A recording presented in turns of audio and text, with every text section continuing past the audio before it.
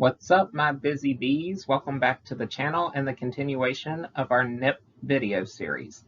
Today's video is extra special to me, not because today's pollinator is a favorite of mine, but of my late grandmother's. She loved hummingbirds to the extent of having dozens of bird feeders placed around her house. Me, I always thought they were attitudes with wings and pointy beaks.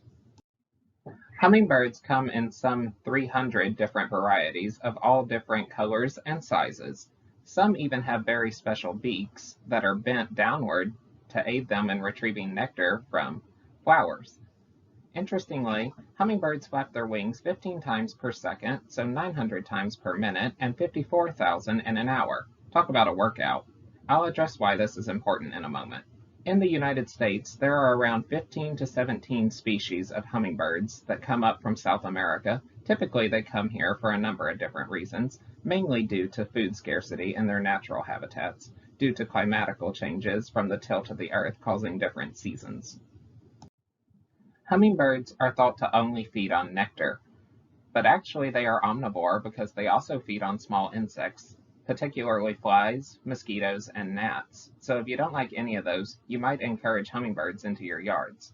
Providing them with nectar is one way to persuade them to come, and once they come, they do us all a service by eating harmful insects. Interestingly, hummingbirds are always hungry because of how ridiculously fast they burn through their energy. And actually, when you see them out foraging, they are literally starving and quite possibly can die if they do not find food soon. Some hummingbirds will nest in the United States and raise their offsprings. Typically, they will construct their own nest on a tree branch out of grasses, resins, spider silks, and other materials. But if you would like to help them get a leg up, you can purchase nests to place around your property, and they're not expensive, depending on your definition of expensive.